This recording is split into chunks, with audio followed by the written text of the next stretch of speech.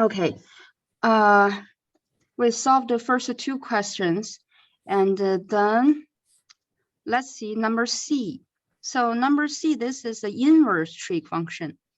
When you see the inverse trig function, need more space. Inverse function, we need to make this one equals alpha, because inverse trig is always equals alpha. So let's this one equals alpha or theta, whatever. That means cosine alpha equals 5 pi over 4. So we have learned the cosine or sine is between -1 and +1. And this cosine alpha is 5 pi over 4. Is that greater than 1?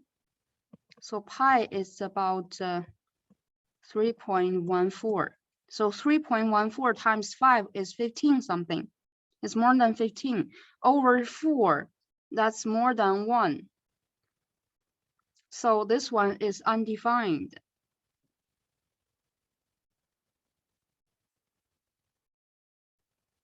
Do you have any question on this one?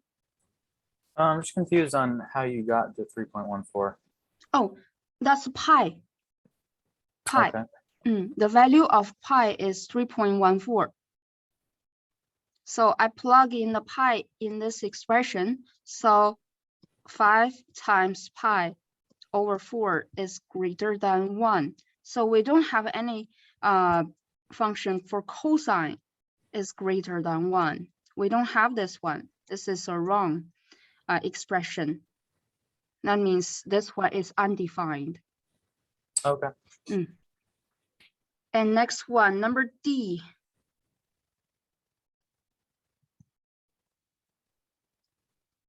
So for this one, I need more space.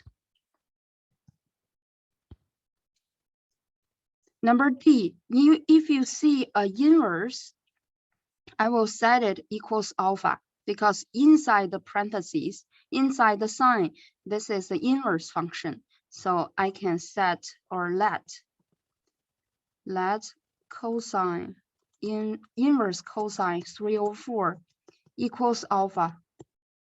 That means cosine alpha equals 3/4. Is that right? Because Yes. why I need to switch the position, so make the inverse disappeared. So have you learned that cosine alpha equals y over r? So cosine equals y over r. And we have learned that sine alpha equals x over r. We need to find the x. X equals square root of r squared minus y squared. Or if you forgot this expression, let's go this way. So we have learned x squared plus y squared equals r squared, right? Yep. So if I'm looking for x, I can subtract the y squared both sides. X squared equals r squared minus y squared. So the x equals plus or minus square root of r squared minus y squared. Okay. So how to decide is positive or negative? I can draw an image. Because from the cosine alpha equals 3/4, that means y is 3, and then r is 4. So it must be in the first two quadrant. Do you agree? Because it has a positive y. Oh yeah. If it has a positive y, that means sine is positive? Yes. That means I have a positive x. Okay. That means after solving this part, I just choose the positive value because y is positive. So sine alpha is positive. That means x is positive. R squared, that's 16 squared. Oh, no, sorry. 4 squared equals 16. Minus y squared. Y squared, y is 3, that's 9. This one is square root of 7. So the answer for sine alpha is square root of 7 over r. R is 4. So this is the final answer. Because we just said that at this step, alpha equals inverse cosine 3 over 4. So I'm looking for the final answer is sine alpha. And then this is how we solve the sine alpha. And then let's see number E. Number E. So you can also use the same way, but look at the outside is cosine, inside is inverse cosine. If here the 3 over 4, if 3 over 4 is greater than -1 or less, it's greater than -1 and less than 1. That means I can just make this equals 3 over 4 because 3 over 4 is between -1 and +1. That means outside is cosine, inside is inverse cosine. So I can just write down the answer is 3 over 4. Because 3 over 4 is in the domain -1 and 1. Would it be that the cosines cancel each other out? You can say that. You can say that. Okay. Because if I have a sine and inverse sine 3 over 4, and this 3 over 4 is still between -1 and +1. So this one is 3 over 4. Yeah, just like you said, they canceled out. Okay, next one.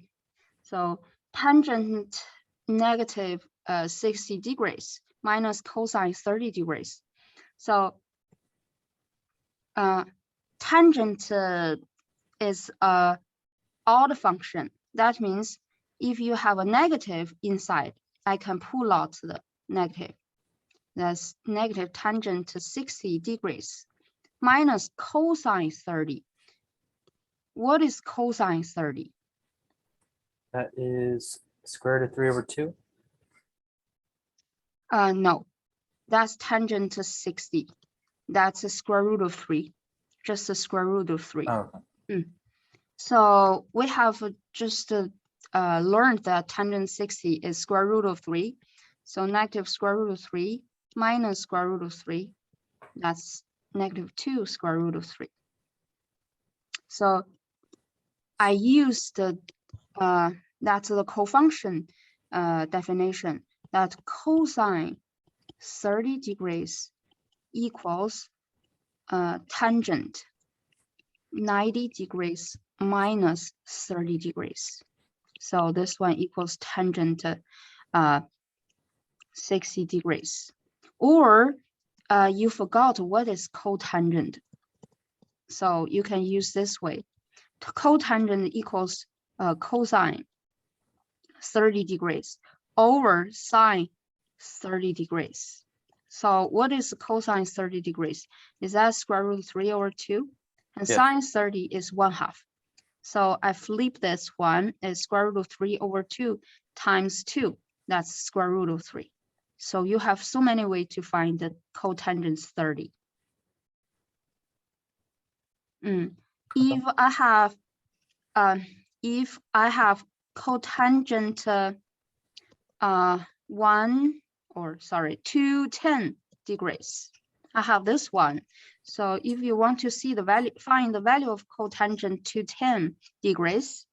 So the period of cotangent is 180. So this one equals cotangent 210 degrees minus 180 degrees. So this is cotangent 30 degrees. It's square root of 3. So I use the period definition. So minus 1 period, the value keep the same. Okay. So the answer is square root of 3? Yeah. So for this one is square root of 3. But for this one, number F is -2 times square root of 3. This is one example. Okay, let's see next one. This one you can use two ways to solve. The first one, you just plug in the value of sine pi over 4 and cosine pi over 4. That's 2 times square root of 2 over 2 times square root of 2 over 2. So this one should be 1. Because these two canceled out. And then square root of 2 times square root of 2, that's 2, right? The top. So 2 over the bottom 2, that's 1. This is one solution. And they have the same solution, but this is the first way. Second way, have you learned that if I have more space, we also have learned that 2 times sine alpha times cosine alpha equals sine 2 alpha. So this one, I can also use this formula.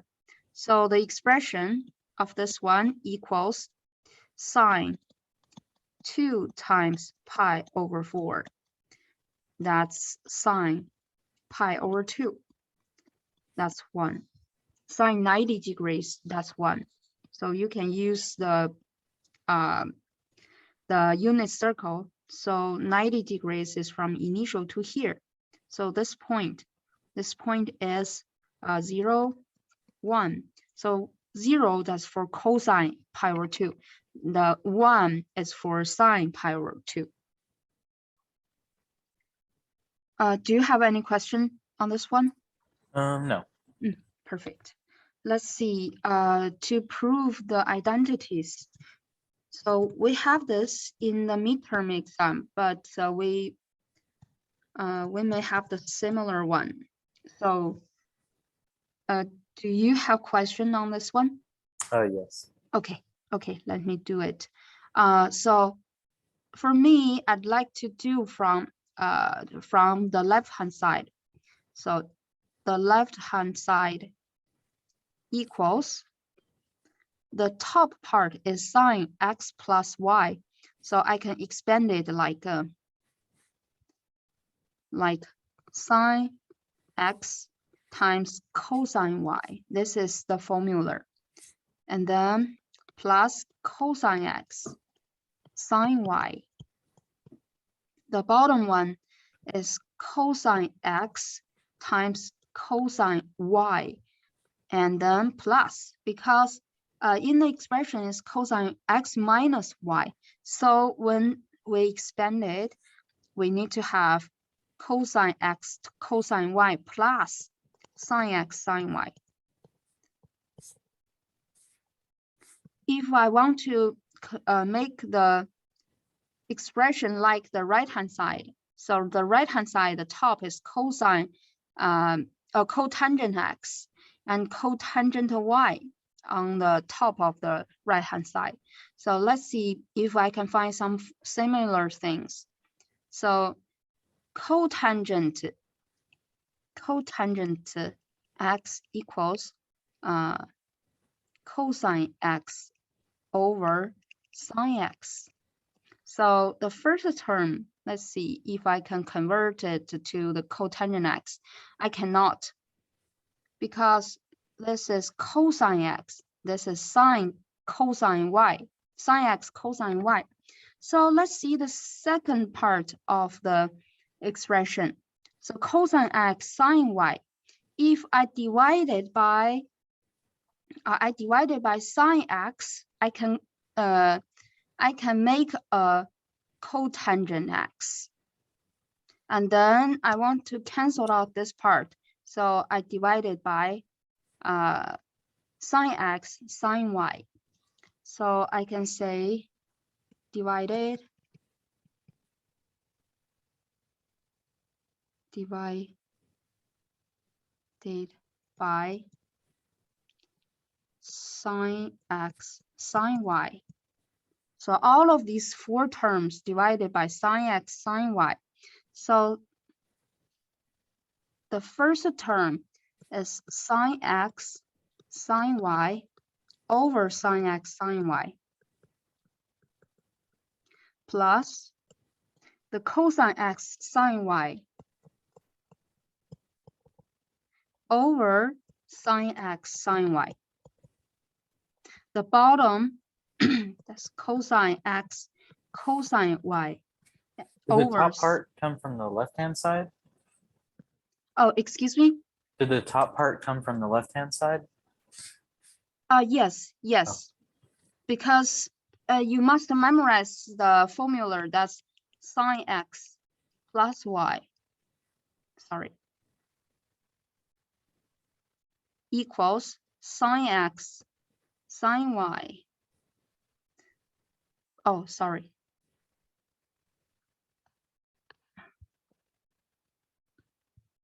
Sine x cosine y, and then plus cosine x sine y, because these are formulas. And another formula is cosine x minus y equals cosine x cosine y plus sine x sine y. These are formulas we have learned from the class.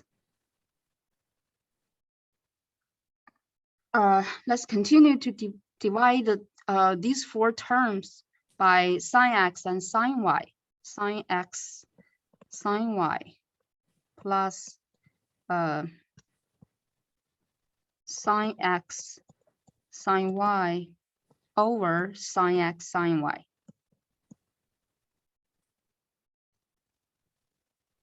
Let's see.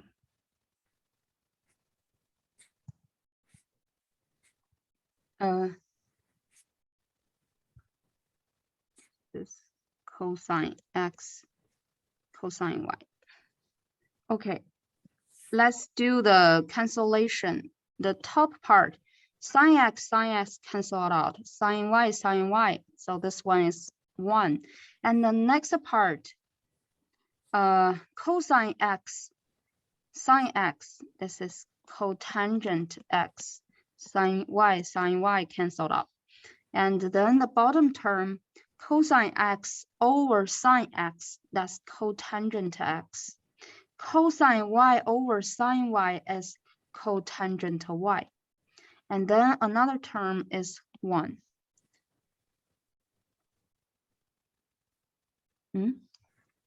Okay. Something wrong? Oh, no, I was just writing it down.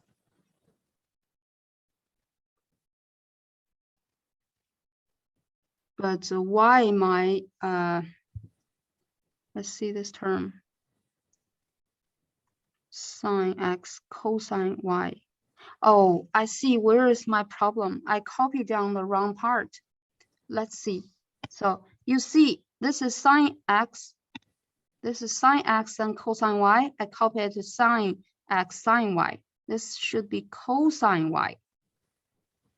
So sine canceled out. That's 1. Cosine y over sine y. That's cotangent y. And then we are almost there. So be more careful when you are computing. When you copy down the terms, don't change the term. So right now we have the similar expression like the right-hand side. So cotangent y plus cotangent x. But from the beginning expression is cotangent x in front. So we can move the cotangent x in front and then plus cotangent y. And the bottom switch the position is 1 plus cotangent x cotangent y. So this one equals right-hand side. Does it make sense? It does, yes. Perfect. Let's see. Let's move on to next one. This one I think is not that hard. So for me, I'd like to start from the left-hand side. So the left-hand side, we can expand the tangent to the sine x over cosine x squared plus 1. And then the first term is fraction. So I want to change the second term into a fraction. So I can add them together to get one term. So this one is sine x squared cosine x squared, and then plus 1. 1 can be expressed like a cosine x squared over cosine x squared. Do you understand why I make the 1 into cosine x over cosine x? Because it was squared. Yes. Because I want to make it into a fraction, so I can add 2 terms. So when after adding 2 terms together, I got 1 term. So equals the right-hand side, only 1 term. So they have the same denominator.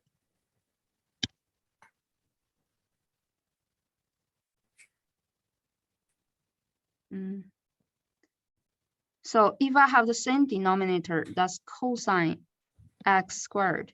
So the top, add them together is x sine x squared plus cosine x squared. So what is the top? Sine x cosine x squared. Is that 1? Oh, it is, yeah.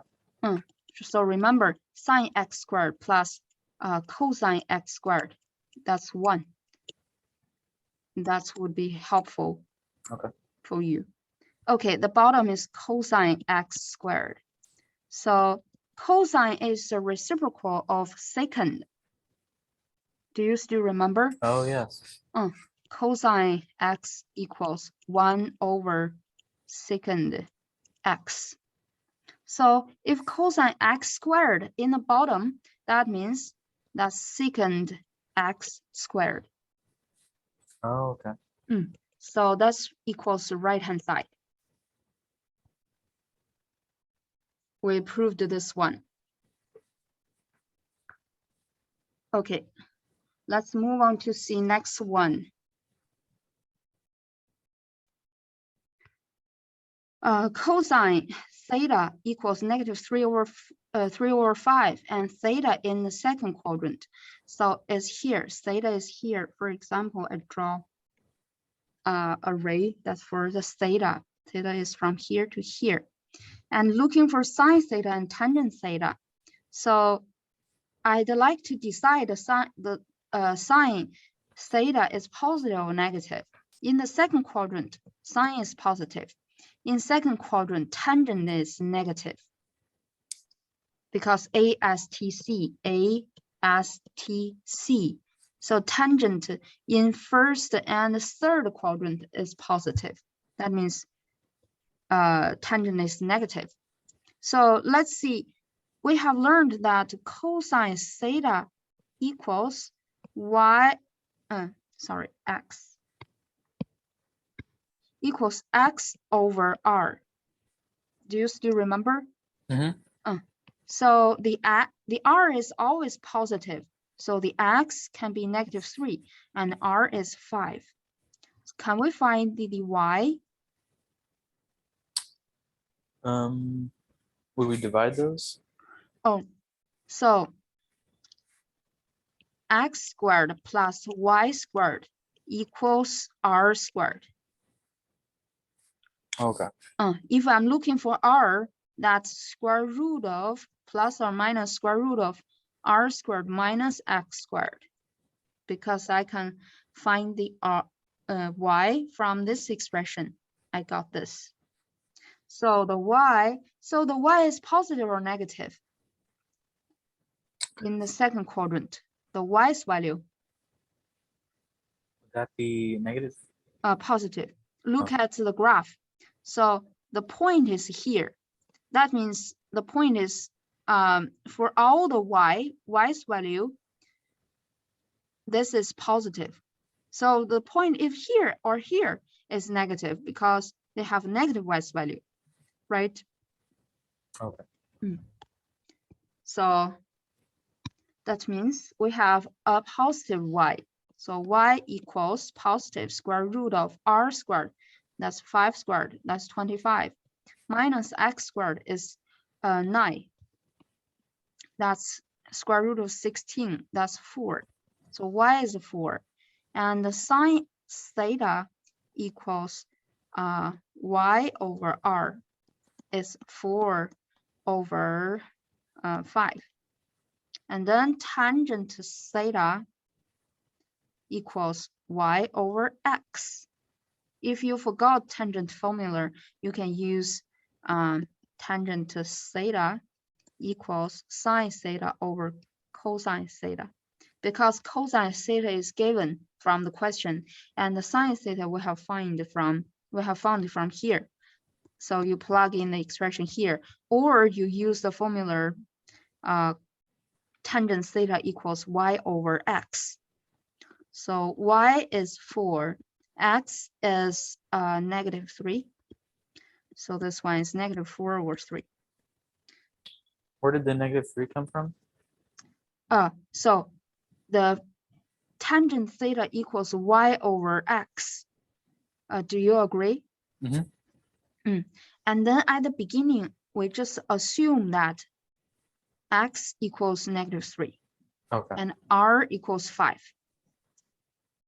So at the end of the step to find the y over x, we plug in y's value from this step, and then put the x equals -3 here, and then we got -4 over 3. Okay. Next one, graph. For this one, we need to have the first step. We can find the a. A is 3, so the asymptote, that's the absolute value of a equals 3. And this is the first step. The second step, so period equals 2 pi over over b, sorry, over b. B is the consonant in front of the x, that's 2. So that's 2 pi over 2, that's pi. And number 3, so let's see what is the horizontal shift or phase shift. If I'm looking for phase shift, so PS, because phase shift equals, in the parentheses, set 2x plus pi over 2 equals 0, and then solve the x. So the x move pi over 2 to another side and divided by 2. That's -pi over 4. That means the starting point is x equals -pi over 4. And it doesn't have the, it doesn't have, oh, am I making a mistake? Oh, this is not phase shift, it's horizontal shift. Oh, yes, it's phase shift, because horizontal and the phase shift, they have the same name. Okay. Number 4. How about vertical shift? Yeah, horizontal and phase shift, they are the same. Vertical shift means if there is a term after this expression, that means we move up or down. But there's nothing here. That means there's no vertical shift. That means I can skip this step 4. But I can find the one full cycle.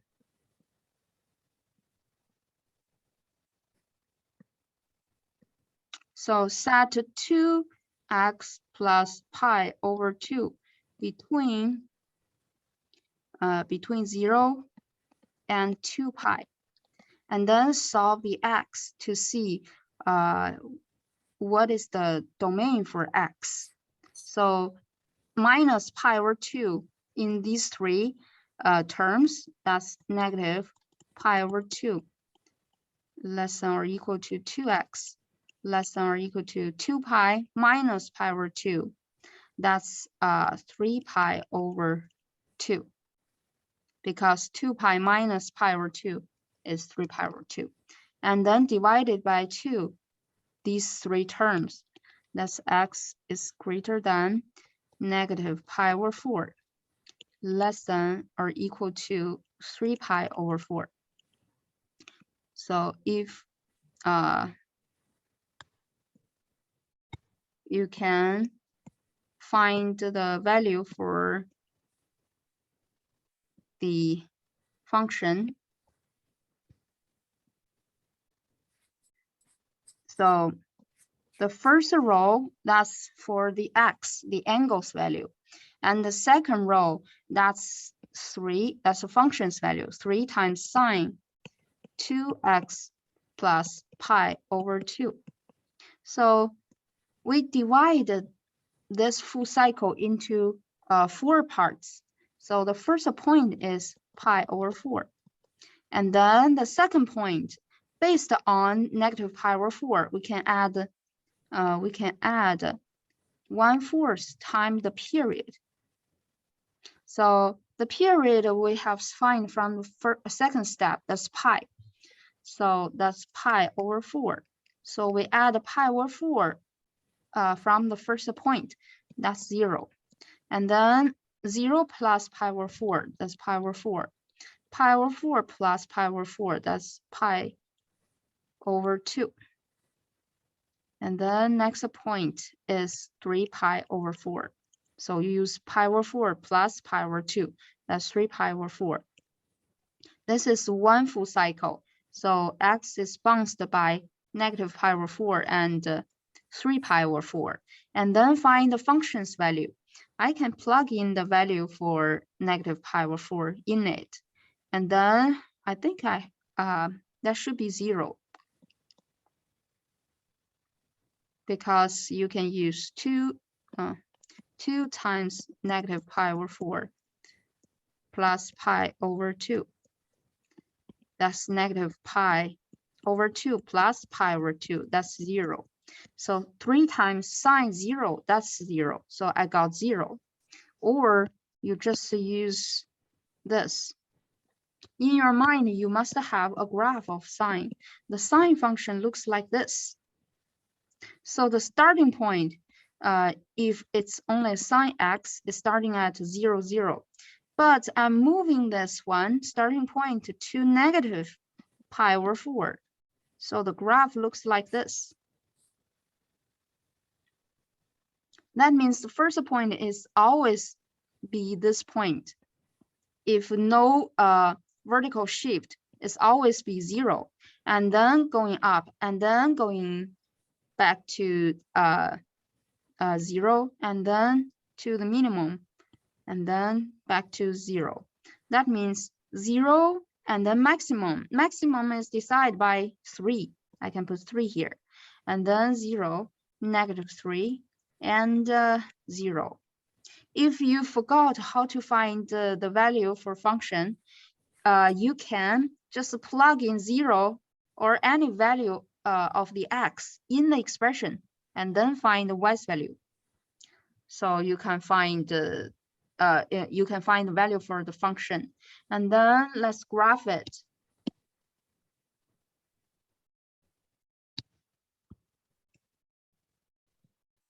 So the starting point is negative pi over 4 and the y's value is 0. So the point is here.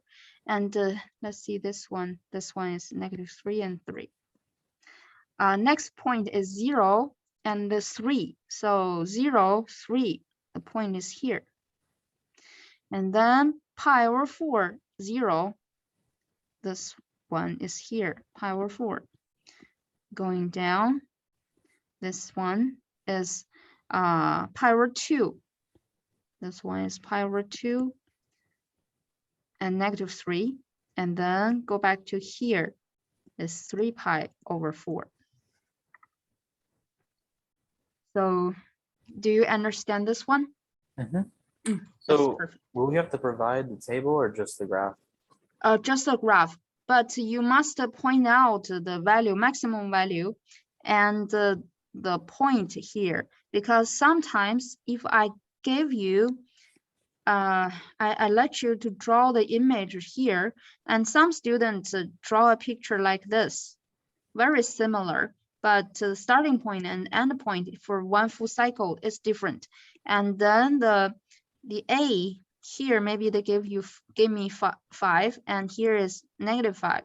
So I will deduct a point for this one. But if you don't have a table, you only have a graph and everything perfect, everything correct, so you got the full point. There's no need to draw the table. Just to show me the correct image for the function. Okay. And can you show me how you got the 0, 3, 0, -3, 0 again? Okay.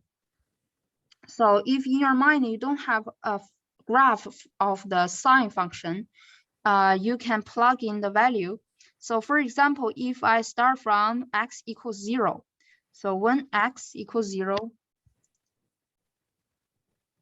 and 3 times sine 2 times 0, because x is 0, so I plug in 0 in the expression, plus pi over 2.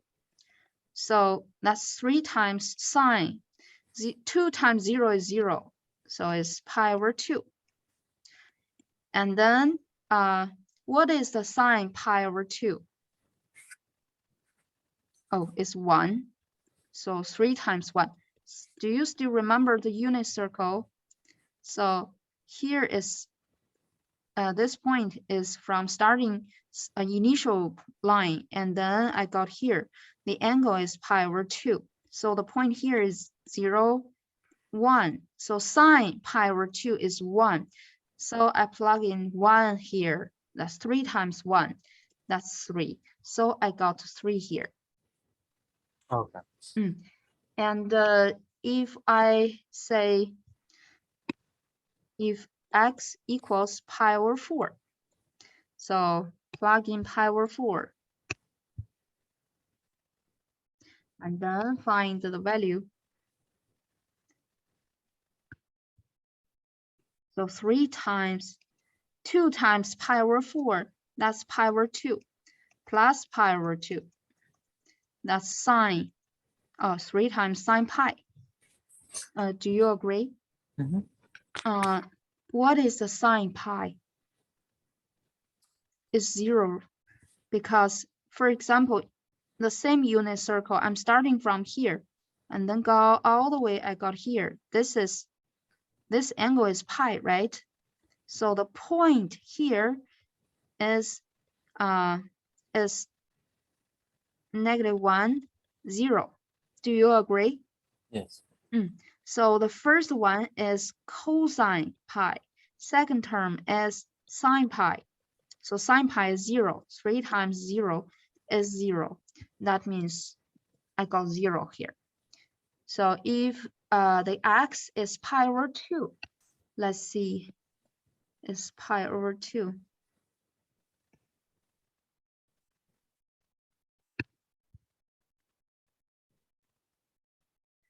So sine, 3 times sine pi over 2. Sorry, 2 times pi over 2, that's pi. Pi plus pi over 2, that's 3 times sine 3 pi over 2. So on the unit circle, I think this unit circle is so messy. So let me draw another one. So where is 3 pi over 2? Is that this point? Yes. So this point is 0, -1. Do you agree? Yes. That means this one is sine 3 pi over 2. That's -1. That's 3 times -1. That's -3. Okay. Do you need me to show you x equals 3 pi over 4?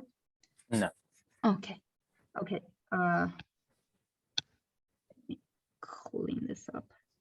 Oh.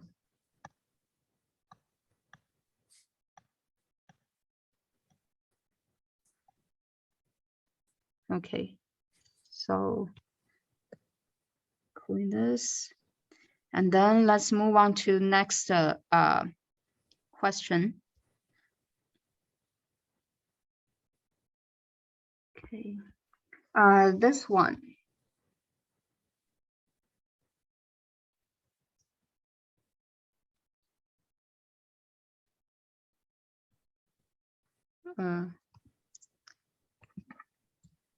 Just like this. Okay.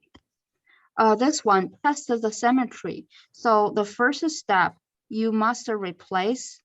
So here is r theta. Replace the r theta by r negative theta.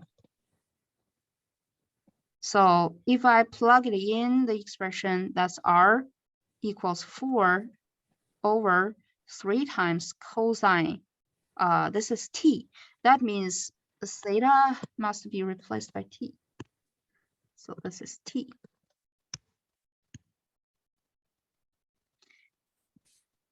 Negative t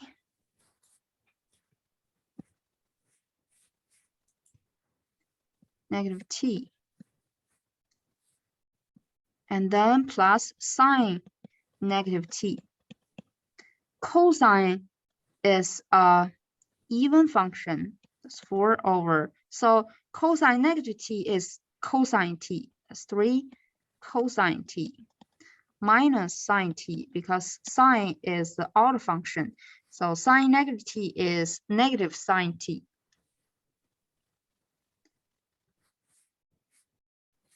So you see this expression is not like the original one.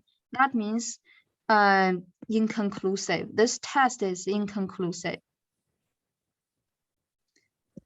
So second one, we test r pi minus t. So you know why I test the first one? I want to see if it's symmetric to the polar axis. If the point here, I can find the same point here. That means this graph, for example, like this. So this graph is symmetric along the polar axis. In the polar system, this is polar axis. So the first one is inconclusive. You can't say it's not symmetric to the polar axis, just to say inconclusive. And then let's test if this graph is symmetric to the theta equals pi over 2. So let's plug in t equals pi minus t. So r equals 4 over 3 times cosine pi minus t plus sine pi minus t. This one is 4 over, so cosine pi minus t, that's I can expand it like 3 times cosine pi times cosine t plus sine pi sine t. And then plus, so you can also expand this term. But I have learned that this term is the same, like sine t. So do you know how I expand the cosine pi minus t to this one? Yes. Oh, that's perfect, because we have used the formula. That's we mentioned, I think, in the first part. So if I'd better to write down the detail so let you understand better. So this one is sine pi cosine t minus cosine pi sine t. And then this one equals 4 over, so what is cosine pi? Cosine pi is -1. 3 times -1. This part is wrong.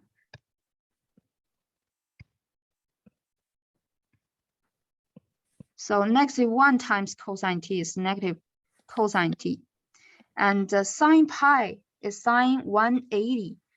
That's 0. So 0 times sine t is 0. So plus 0. That means add nothing.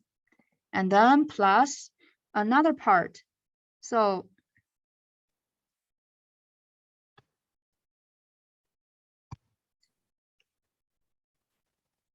what is this? So what is the sine pi? That's 0. So 0 times cosine t is 0. And another part.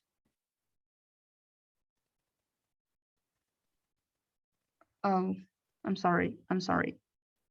Let me go back to see the original question. I think I'd better not change the question. They have the parentheses here. They have parentheses here. Okay, sorry for that. No okay. problem. Okay, let's continue to plug in the sine pi and cosine pi. Sine pi is 0.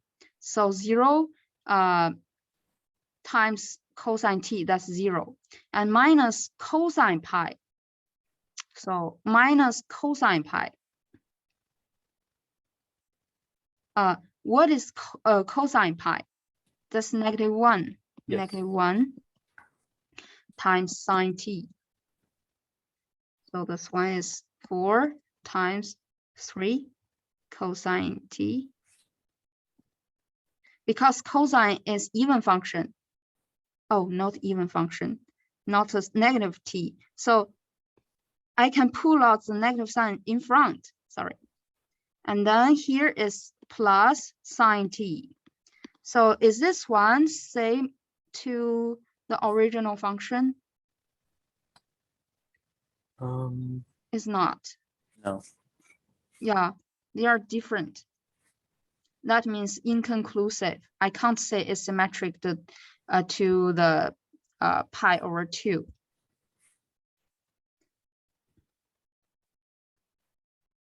I erase something here. Let me see. I'm not sure what I erased. This line.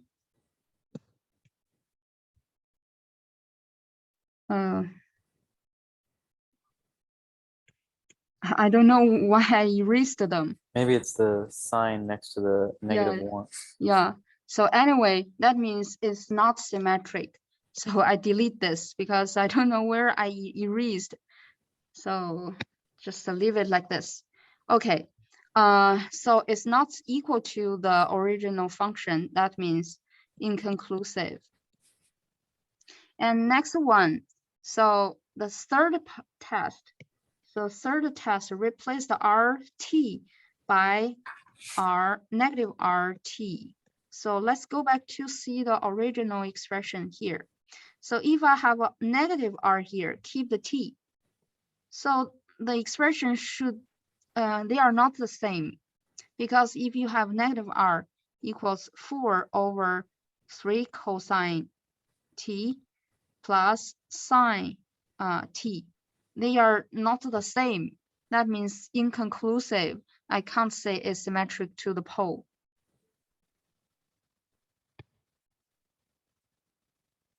So if you don't understand, so let's replace the RT in the expression. So negative R equals 4 over 3 times cosine T plus sine T. So this one is not equals to the expression R equals 4 over 3 cosine T plus sine T. Are they the same? This one and this one? Yes. They are not the same. Oh, that because means it's negative. Yes, they are negative. So inconclusive. I can't say they are the same. That means I can't say it's symmetric to the pole. And we do the test, we can move on to the next part. Convert it to the rectangular equation. What is the rectangular equation?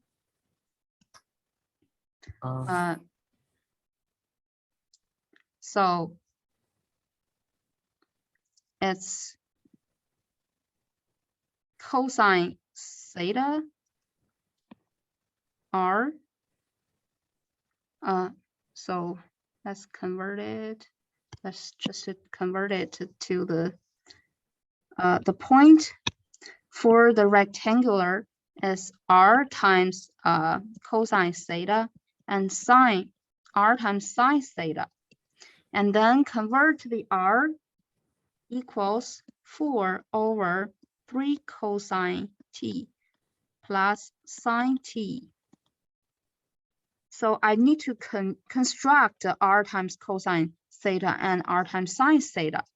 That means I can multiply by the denominator both sides. So I can find the r times cosine theta and r times sine theta. So the both sides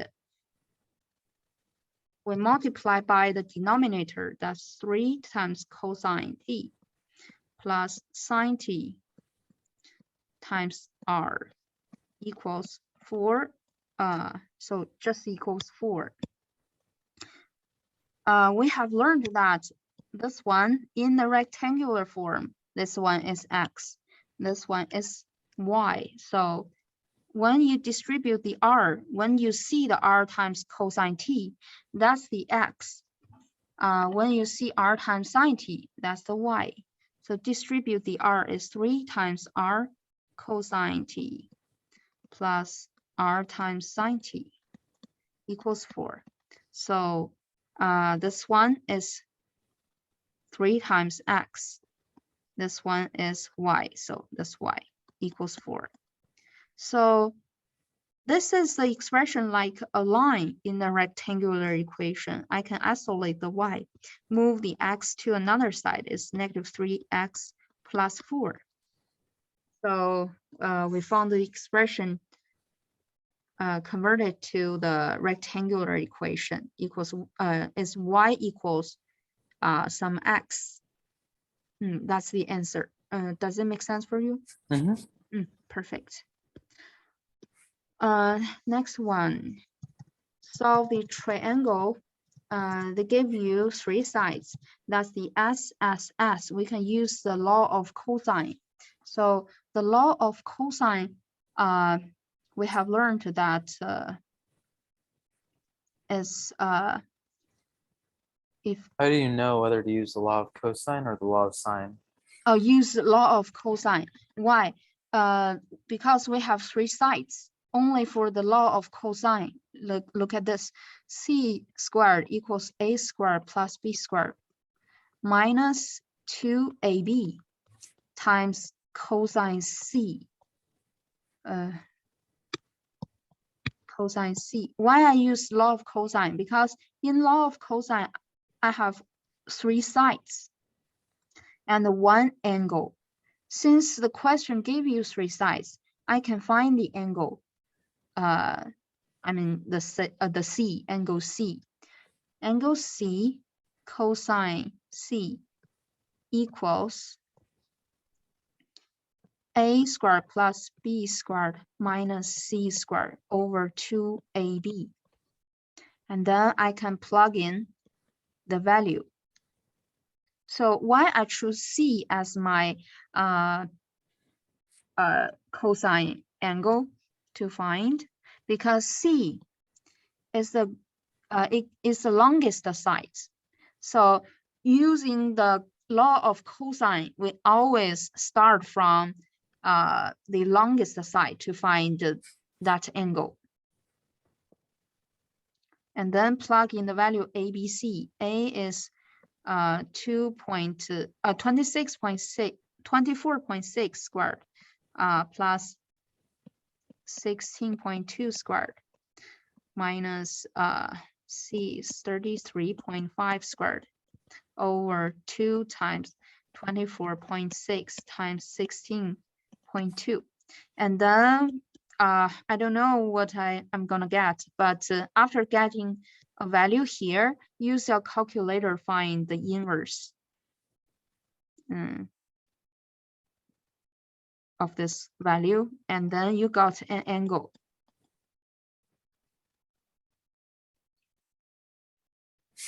Does this make sense for you? Mm-hmm. And after you find angle C, this is angle C. So you can use the sine, the law of sine, because it's easier. So if you are looking for A, so A over sine A equals C over sine C. Because sine C, the angle C, we have found from previous step. That means I can find the angle A, because this one, and this one, we have learned. We got the value for this one, and the question gave us these two values. I can find sine A. So sine A equals A times sine C over C. And from this step, you can find A equals the inverse of, for example, I got triangle. If I got C and A, so we can find B equals 180 degrees minus C minus A. We can find the angle B. Do you need me to show you how to use calculator, or you know how to use calculator to find the angle C and A and B? If you could show me, that'd be great. Okay, let me show you.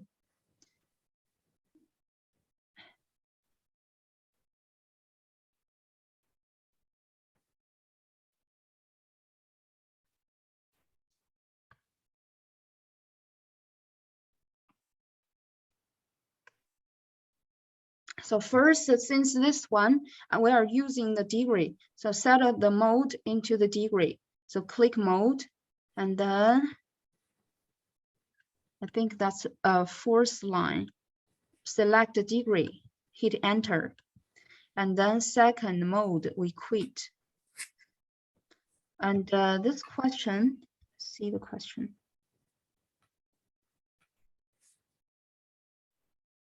This one, for example, if we are looking for the angle C,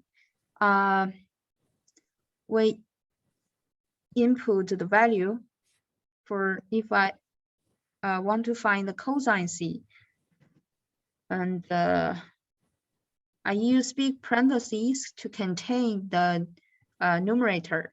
That's 24.6 squared plus 16.2 squared minus 33.5 squared, close the parentheses, divided by, use the parentheses, 2 times 24.6, then times 16.2, close the parentheses. This is the value for cosine C. And then we find the inverse. So let's see what is the inverse. So inverse, the second, click cosine. And then I want to put all of these value in it, find what is the angle. So that's 108.6 degree. So I can put 108.6 degrees here. And this value is negative 0.3195. One is negative 0.3195, something like this. So the angle is about angle for C is about 108.6 degrees. And do you need me to find the angle A? No. So when it says solve the triangle, that means it's looking for the three angles? Yes. Okay. Yes. If the question asks you to solve the triangle, you need to find the three angles. And if the three sides are not given, you also need to list the three sides. Okay. But I have this kind of question for using the law of cosine. So memorize the law of cosine. Okay, let's see next one. Write this one. Write Z rectangular form to A plus BI. So this one is extremely easy because you just plug in the value of cosine 120 degrees and sine 120 degrees. So Z equals 6 times cosine 120. What is the cosine 120? 120 is in Negative the 1/2? I think that's the reference angle, that's 60 degrees. So that's negative 1/2. Is positive or negative? Let me ask. In the second quadrant for cosine. Negative. Yes. So we have negative 1/2 and then plus I times sine 120 in the second quadrant. So sine is positive, right? So this is a positive sine 60. That's positive square root of 3/2. Do you agree with this? And then distribute the 6, the negative 3 plus 3 square root of 3. That's the final answer. So the A is negative 3, B, oh, sorry, I forgot the I. So don't forget the I, because you have the I, you need to drop down the I term. I'd like to see the answer key sheet, because I hope everything I have done is correct.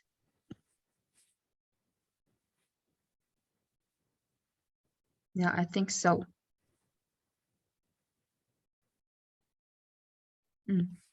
I think so. They are all correct. Okay, let's move on to see next one.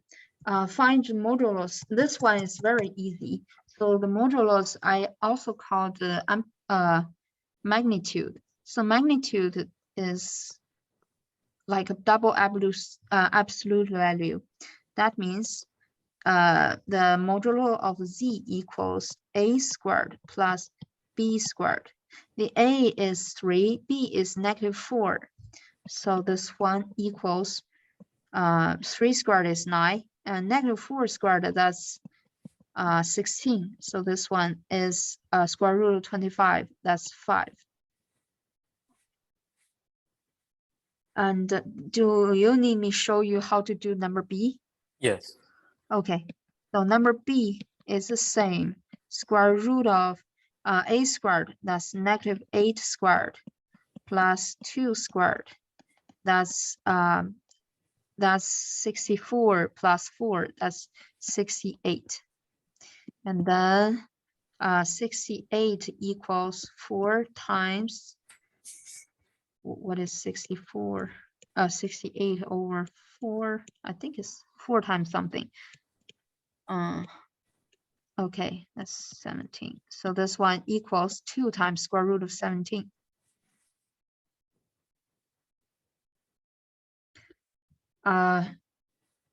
Do you have a question? No. Okay, good. Next one, convert the complex number from rectangular to polar form. So for this kind of question, I always draw the image to find the point. So this one the A is -2, B is 2. So -2 is here. +2 is here. So the point is here. And then convert this one to the polar form. The polar form, that is the R times Z equals R times cosine theta plus R times sine theta I. Or you can also pull out the R outside, this cosine theta plus I times sine theta. So I need to find the R and theta so I can construct a polar form Z. So by the image, you see the R is the modulus or the is the magnitude of the Z. So the R is easy to be found. It's square root of A squared plus B squared. So A squared is -2 squared, that's 4. And the B squared is 4. So that's 2 square root of 2. So this is R. So how to find the theta? I'm looking for the theta. So tangent theta equals B over A. Do you agree with this? So the B is 2. A is -2. So this is -1. -1. The tangent theta is -1. That means the reference angle is 45 degrees. So 45 degrees. Or you can say that's pi over 4. You can do either way. So the theta, so from the initial to terminal, that would be pi minus pi over 4. Pi minus the reference angle, 45. Do you agree? Yes. So if you don't agree, just let me know. So theta equals pi minus pi over 4, or you use the degree, whatever you like. So it's 3 pi over 4. That means we have the R, we have the theta. We can plug it in the polar form. That's Z equals R is 2 square root of 2 times cosine 3 pi over 4 plus I times sine 3 pi over 4. So this is the answer.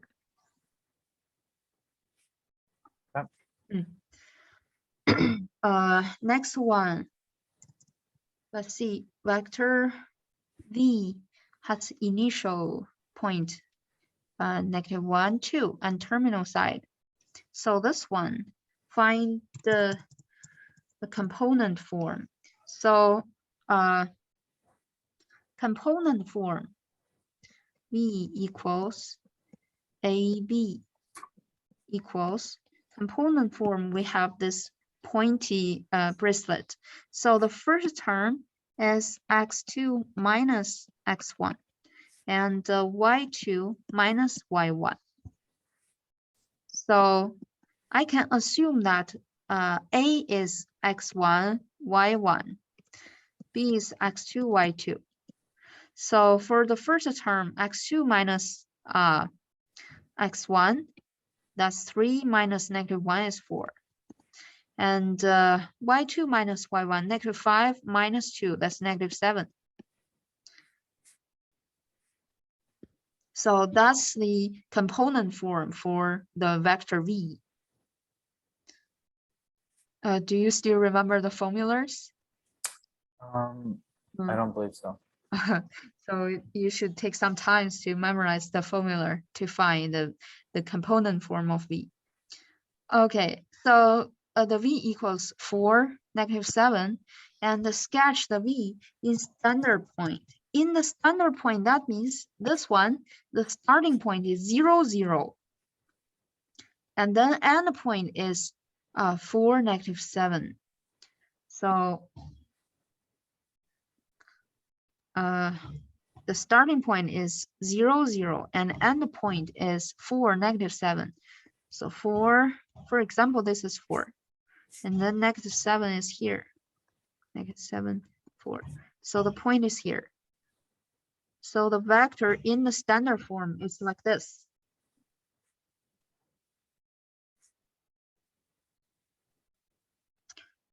So the new A or new starting point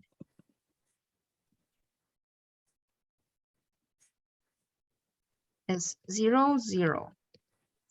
And the point, ending point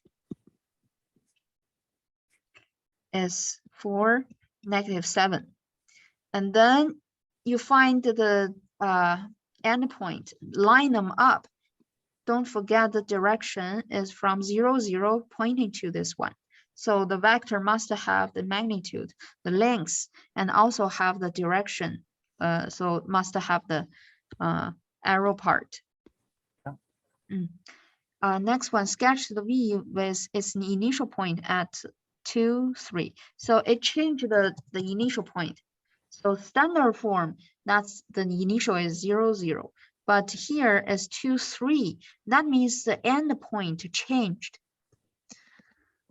So if this is the initial, so based on the initial 2 and 3, we need to add the vector in the component part is component form is 4, -7. I need to add this one and this one. So 2 add 4, 3 add -7. So the end point is 6, -4. So find the point 2, 3. For example, 2, 3 is here. And then 6, -4. So for example, this is 6 and -4. For example, this is -4. So the vector starting at 2, 3 is like this. So this one and this one, they should have the same direction and the same length.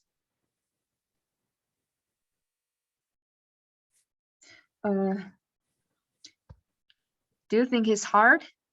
Not this one. Okay. Move on to see next one.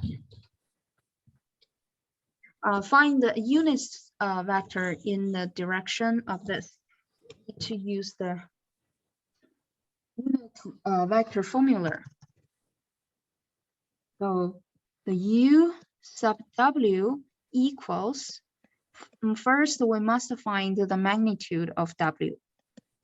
And then times the W, that's -4 and 2. So for this question, the only thing we need to do is find the magnitude of W.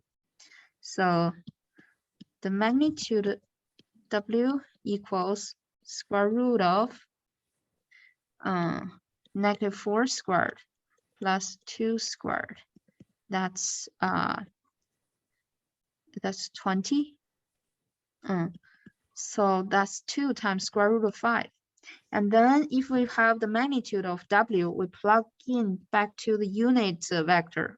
So it's 1/2 square root of 5, -4, 2. And then distribute the term equals -2 over square root of 5.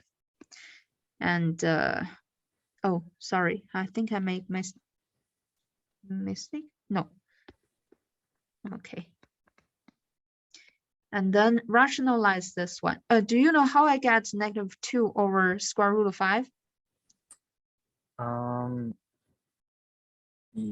You just multiply it times the -4 too? Yes, you're right. So if I because I skip some steps. If I don't skip the steps, or I say 1/2 square root of 5 times -4. So negative in front. And then 4 and 2 canceled out, I got 2. So 2 over square root of 5. And another one is 1 over 2 square root of 5 over times 2. 2 and 2 cancel out. I got 1 over square root of 5. After get this answer, I need to rationalize the fractions.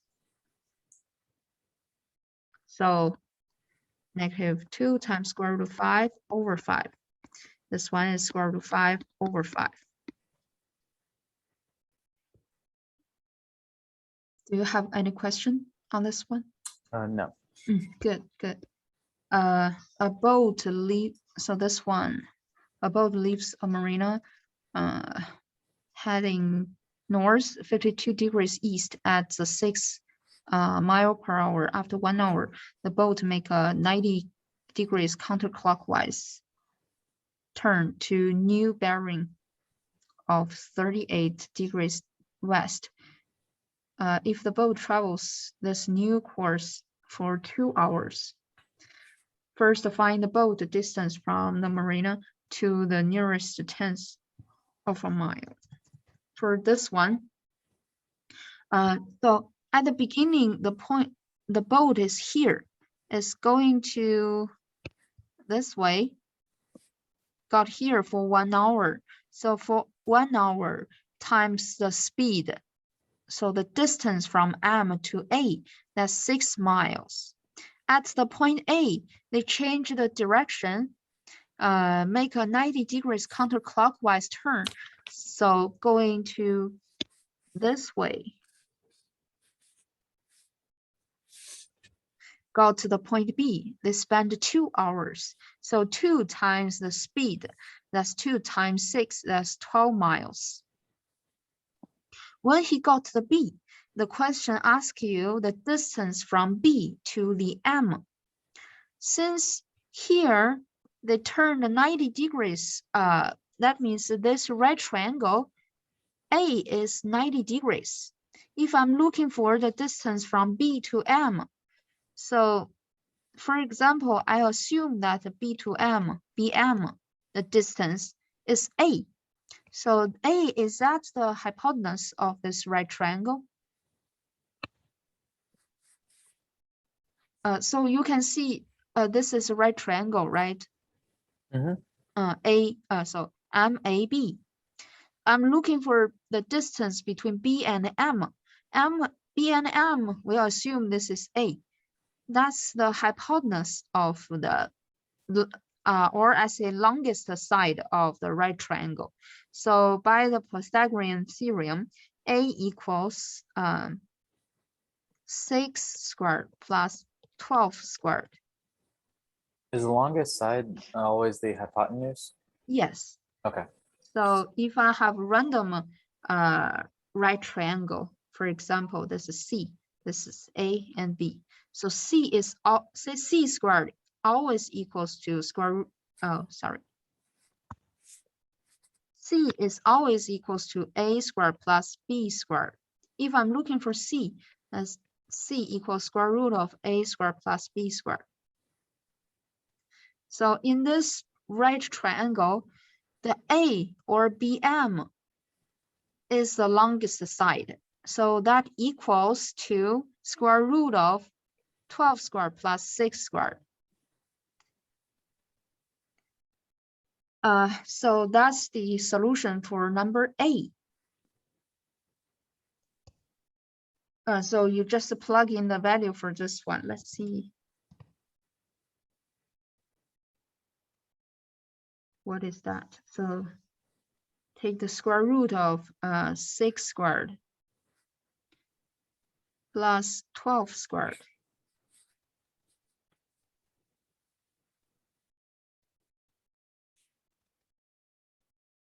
Let's see. That's 13.4 if I keep 1 decimal, because the question asks you to find the nearest tenth. That means keep 1 decimal. That's 13.4. This is mile. I just put mile here. Number B, 2 tenths of degree, find the bearings required for the boat to return the marina. So right now the boat is at the B point. If from the B is going back to the M, so the bearing angle is alpha. So can you see the alpha? Yes.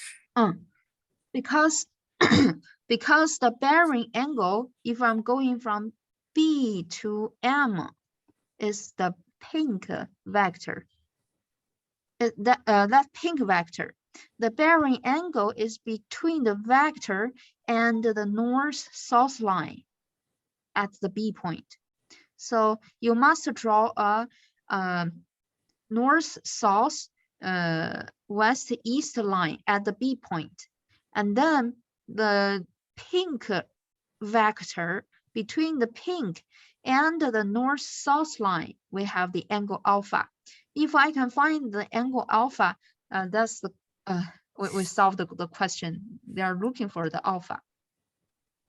And the bearing can be written like south, alpha, east.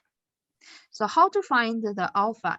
We have learned that if we have two vertical line, and then I have another line goes through these two lines, this angle equals this angle. Do you agree with this?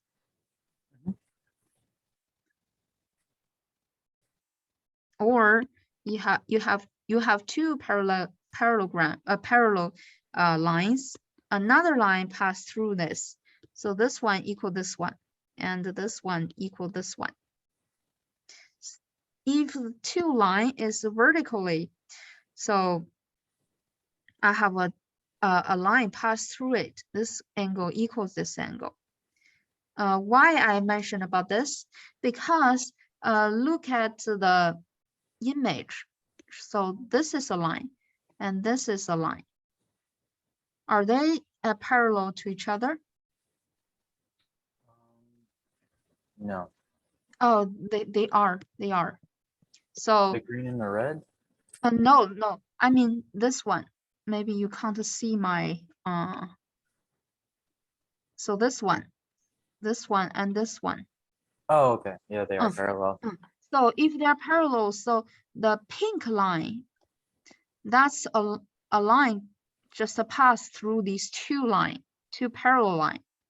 Is that means alpha equals this one? For example, I still give the name here is alpha. So do you think the alpha here equals the alpha here? So it's so messy here. I clear up a little bit. If you know I'm looking for this alpha equals this alpha, and this alpha is in the right triangle, the big right triangle, this one. The alpha is here, right? It's in this triangle. So if I pull out this right triangle,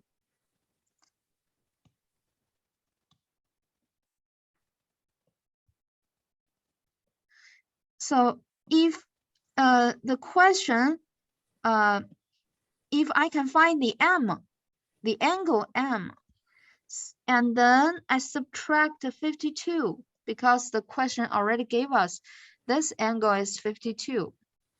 So I use m minus 52. Is that alpha? Yes. Okay, if I have a line here, and the question gave us this part is 52. And then this one is alpha. Alpha plus 52 equals m. If I can find the m, I can find the alpha. So in the right triangle, it's not hard to find the angle m, because the opposite and adjacent, they are given. Not the opposite.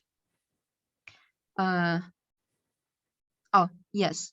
So this one is one side, and another side, they are given, and the hypotenuse are also given. We have three sides. So you can find the angle m by the law of cosine, that's a hard way.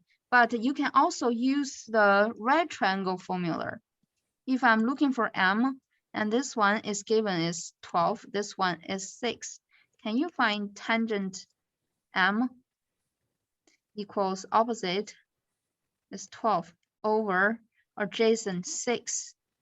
So m equals the inverse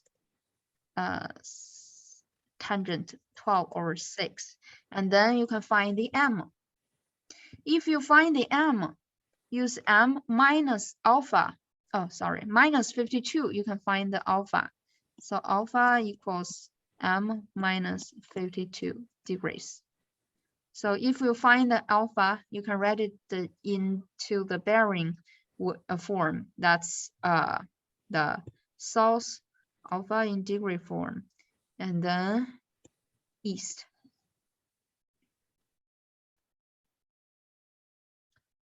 So does it make sense? Mm-hmm. Do you need me to solve the alpha for you? I think you can go to the final review and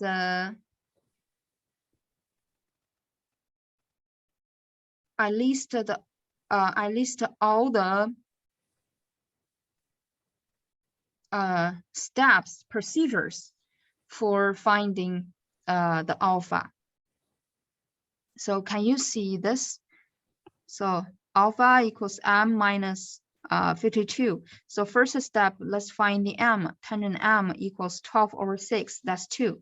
And then use calculator to find the inverse tangent 12 over 6. You got the angle m. And then use m minus 52. You got the alpha is 11.4. So write it down like the bearing form. That's south 11.4 degrees east. Do you think that's a good explanation? Yeah. Let's see. Next one. It's so messy here.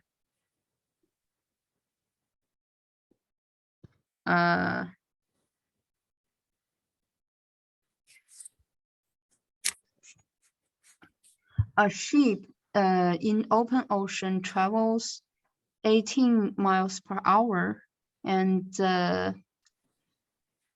give you the bearing, and the current encounters a current of 4 miles per hour acting the direction of north 45 degrees east, running to the decimal place. So the question is, the boat, the ship is starting at this point and then going to the V direction, but it encountered the current of 4 miles per hour. That means the current is like this. But I know the vector can be moved. So they moved the current to the pink part. So they move the C to this one here because it can construct a tip to tail, because the tip of the V is here. The tail of C is here. Let them connect together. So the sum of V and C is from this point to this point to make a tail to tail, tip to tip. That's the sum. So you understand the graph? Yes. Okay, that's perfect. If you understand the graph, it's much easier. So in the exam, I think the graph will be given. So express the velocity of the ship V relative to the water in terms of I and J. So I can use V equals the magnitude of V, the speed of the V. Let's see, the speed of the V is given is 18. So 18 times cosine theta. Cosine theta. So since I know the v is going this direction, theta is from the initial to terminal. That means theta is 90 degrees plus 64. This is I part, and then the B part is J part. 18 times sine theta times J. So plug in the cosine's value. 18 times cosine 64 or 90 plus 64 degrees plus 90 degrees plus 18 times sine 64 degrees plus 90 degrees J. And then 18 times cosine 154 degrees. Don't miss the I and J part. This one. I plus 18 sine 154 degrees J. And then use the calculator to find the value of this. So let's see if I can copy it, because too much work.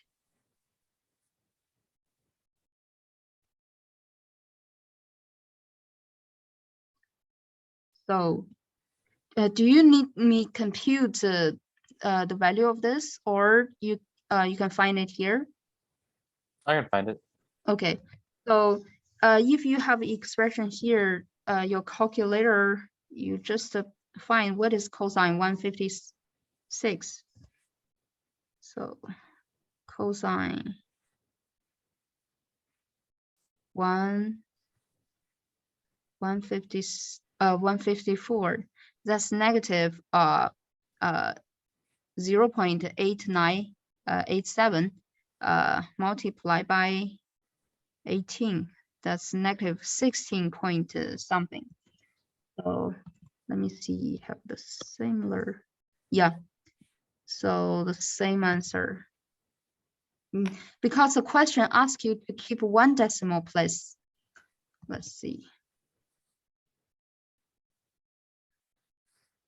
Yes, round to one decimal place. That means you just keep one decimal place. So the this one is negative 16.2 I, and then find another part by the calculator. So let's see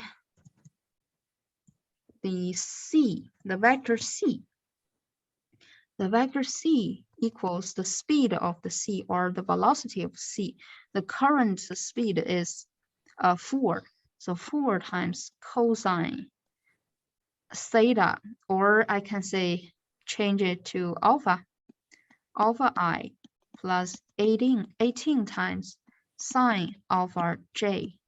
So alpha, let's see.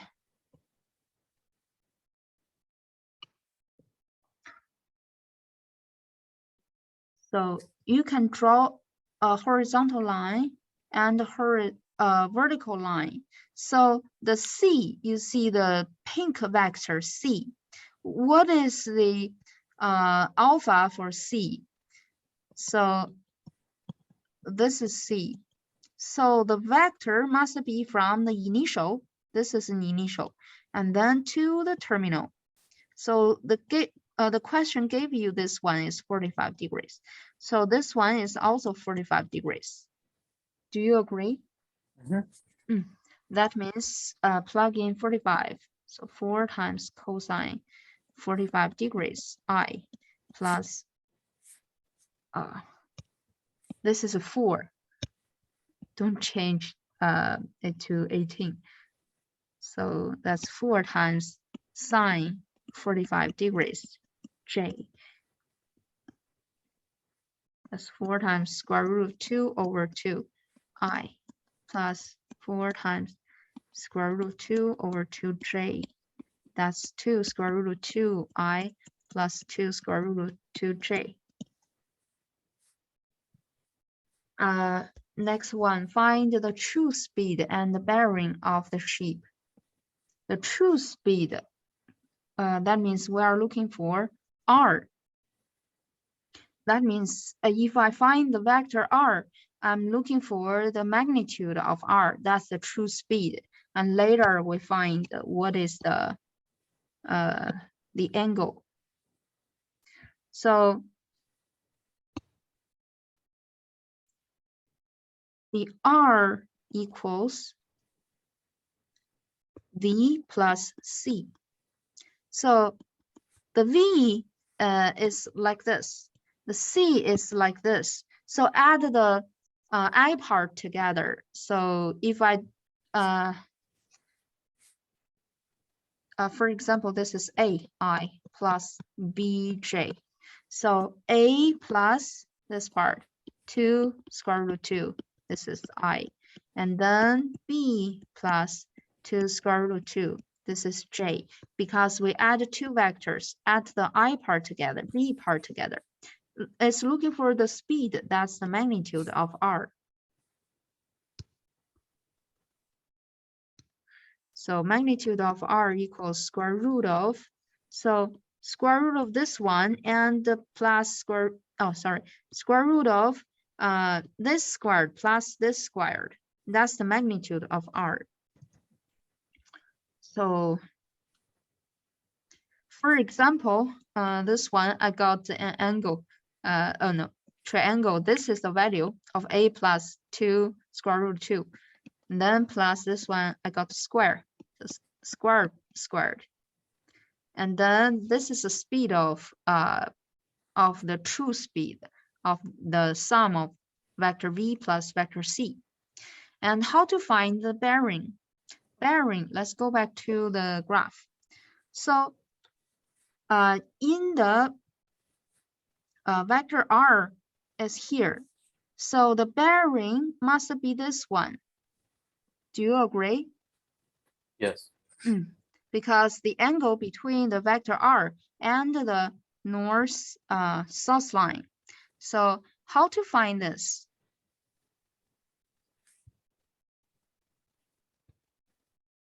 So after we finding the r, the expression equals v and c. So we got this one and this one, right? So if I have this, for example,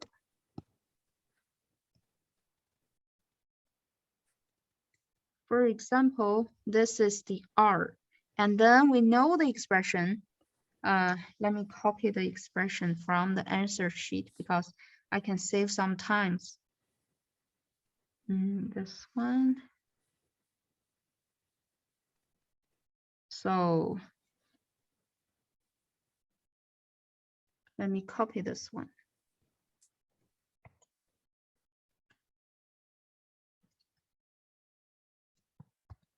So this is r. R equal this expression. And then we are looking for this one. And we have learned that the tangent of this theta equals b over a. That means the b is this, a is this, is 10.7 over negative 13.4i. 13.4. Can I find the theta by the calculator? I believe so. Or the calculator will give you a negative angle because this is a negative value. So that maybe they will give you the angle from here to here. For example, if they give you negative 30 degrees. So the r is here. That means this one is 30, right? They are this one and this one angle, they are opposite to each other. So this is 30, right? So I'm looking for this angle. For example, we say this alpha. We're looking for this alpha. If the calculator can give us an angle like this, and then the opposite angle I can find, I use 90 degrees minus 30. Can I find the alpha? 60 degrees. Yeah, so alpha is 60 degree. I didn't compute the value of this one. So I just give you a pseudo angle or just pretend. So let's use calculator to find the actual value. So since theta is in the second quadrant, because the angle for the vector r is theta. So in the second quadrant, the tangent of this one equals the inverse of tangent for a negative value. It will give you an angle in this fourth quadrant. Let's see, what is that? So second tangent, that's inverse, or I just say 10.7 divided by inverse, use parentheses, negative 13.4, close the parentheses, close the parentheses. That's negative 30.6 degrees. So that's not negative 30 degrees. So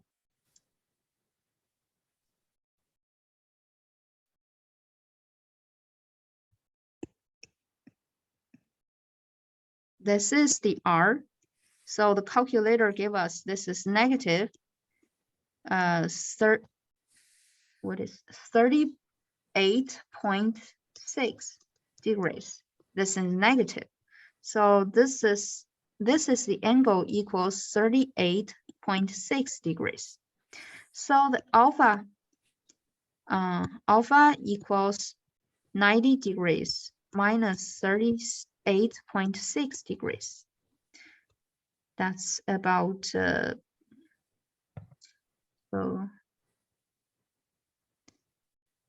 90 minus 38.6. That's 51.4 degrees. So we should write it down like this is north, south, west, east. That's north 51.4 degrees west. So this is the bearing of the R, vector R. How do you think this question? A little bit difficult, but yeah, a little bit hard, but it's not that hard to understand. Okay, let's see. I think that's the last question. Next one, compute the power and nth roots of complex number. So I don't have the example here.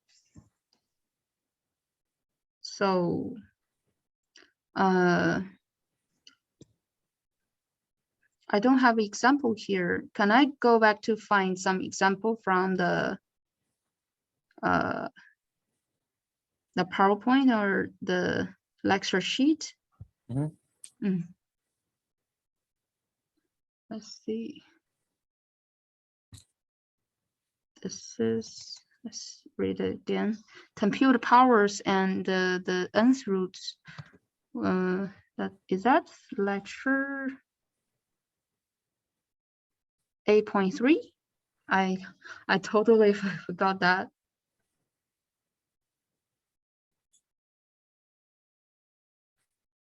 It's too big. Yes.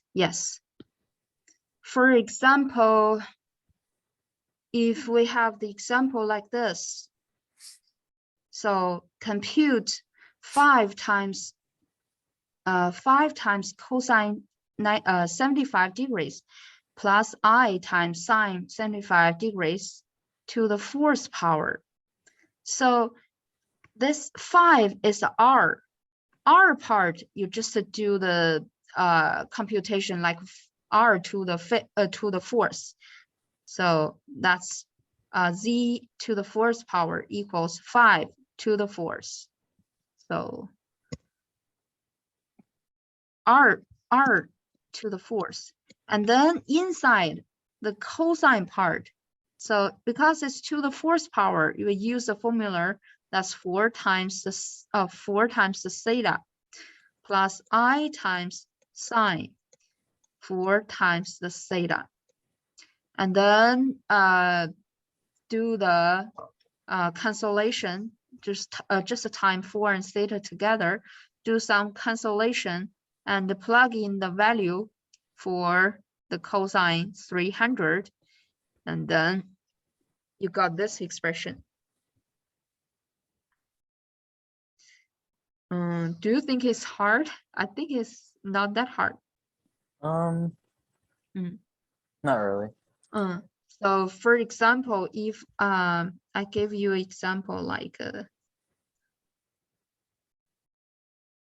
so you have a Z equals 2, easier, make it easier, cosine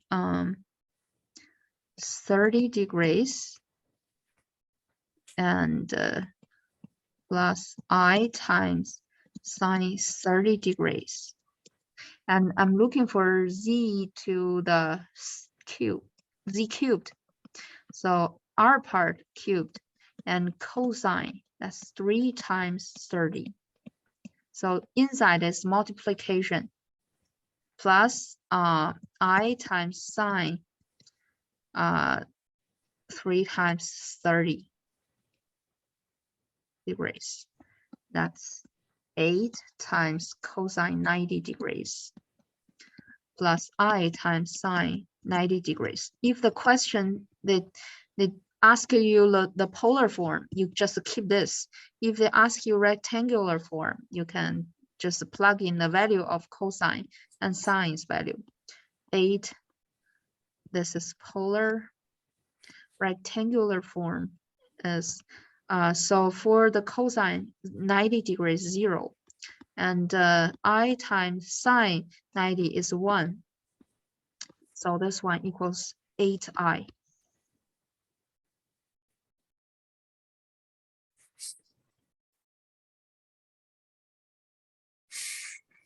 And for the nth root of a complex number, just use the formula here. If I have a Z and the form of Z is R times cosine theta plus I times sine theta. If I'm looking for the nth root of Z, we have n solutions. So if looking for the 5th root of Z, I have 5 solutions. So the general solution for each solution is W sub k equals R to the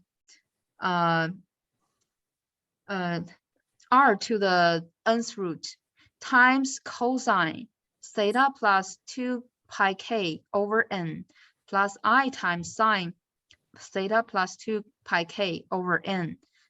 So k is from 0 to n minus 1. So if I give you an example, I'd like to have easy example because the final exam won't have the very hard example. For example, if I'm looking for just for the same Z and looking for the Z like this to the 1/3.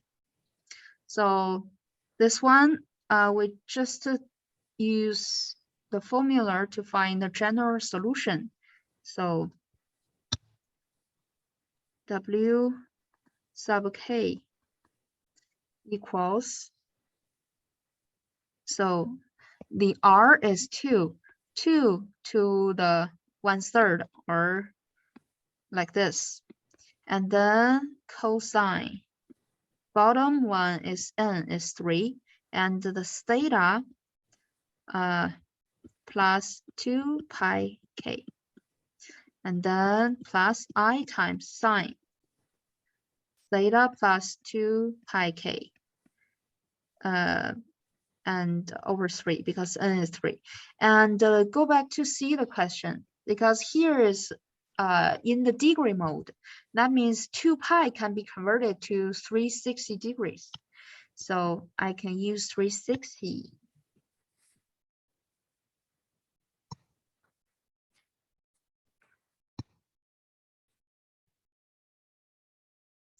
And then the first solution, the k is starting from 0, not 1.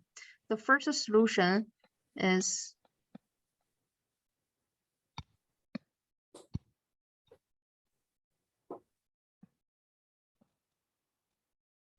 this one times cosine. Since theta, I think theta is 30 degrees. So theta equals 30, and this one, k equals 0, so plus 0 over 3. Then add 1 I times sine. That's still 30 degrees over 3. Simplify this one. Is cosine 10 degrees plus I times sine 10 degrees. W sub 1, just plug in k equals 1 to here. So R keep the same. And the cosine theta 30 degrees plus k equals 1 is 360 plus I times sine 30 degrees plus 360 degrees. This one is about cosine.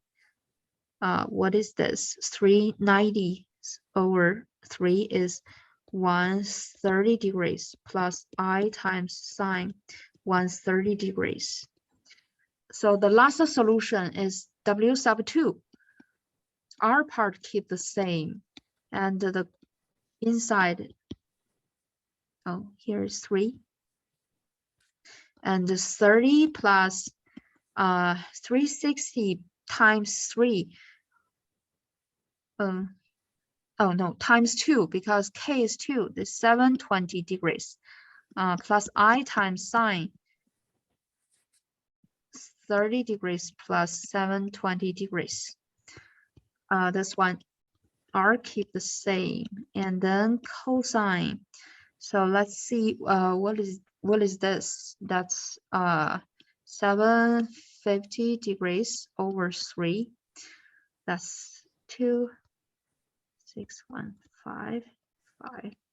That's 250 degrees plus I times sine 250 degrees. So that's 3 solutions for this one. Do you have any question? For the homework that's due tomorrow night, is that mandatory like the other homework since this is final week? Because it's been really a challenge for me. You mean the homework on Connect Math? You mean chapter 8.3 and chapter 8.4? These two, or the previous, all the homeworks?